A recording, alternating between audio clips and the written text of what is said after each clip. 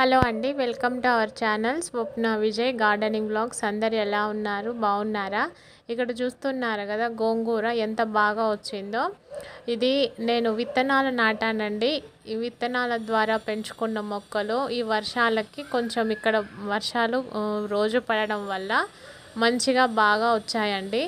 ఇది ఒక రోజు చట్నీకి కానీ ఒక రోజు పప్పులో వేసుకోవడానికి సరిపోతుంది. ఇప్పుడు మీరు చూస్తుంటే నా రెగ్యులర్గా నా వీడియోస్ను ఫాలో అయ్యి ఉంటే గోంగూర, బచ్చలి కూర, చుక్కకూర, తోటకూర ఇవన్నీ నేను ఫ్రీక్వెంట్గా వీడియోస్ పెడుతూనే ఉన్నాను.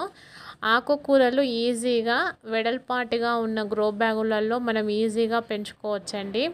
ఇది బచ్చలి కూర చూడండి ఎంత బాగా వచ్చిందో. మనం కొంచెం కేర్ తీసుకుంటే చాలు. ఆకుకూరలను ఏ విధంగా పెంచుకోవాలి, ఏ విధంగా వాటర్ ఇచ్చుకోవాలి, సాయిల్ మిక్చర్ని ఏ విధంగా కలుపుకోవాలనేది నేను డీటెయిల్గా వీడియోలు అయితే తీసి పెట్టానండి. నా ఛానల్లో ఉన్నాయి. ఎవరికైనా నచ్చినట్లయితే, ఇంట్రెస్ట్ ఉన్నట్లయితే ఒకసారి ఆ వీడియోస్ని తప్పకుండా చూడండి.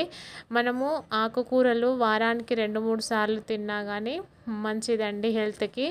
ఇంత ఆర్గానిక్గా ఏ షాప్లో కూడా మనకు దొరకవు.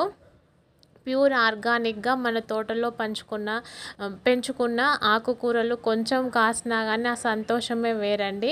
ఈ విధంగానైతే నేను ఆకుకూరలను పెంచుకుంటూ ఉంటాను. ఈ వీడియో కనుక మీకు నచ్చినట్లయితే ప్లీజ్ లైక్, షేర్, సబ్స్క్రైబ్ అండి. మరొక మంచి వీడియోతో మళ్ళీ కలుద్దాం. అంతవరకు అయితే ఉంటానండి.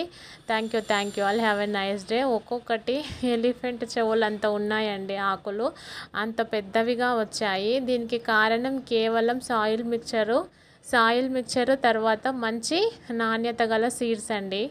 తర్వాత చిన్న చిన్న టిప్స్ అంతే అండి.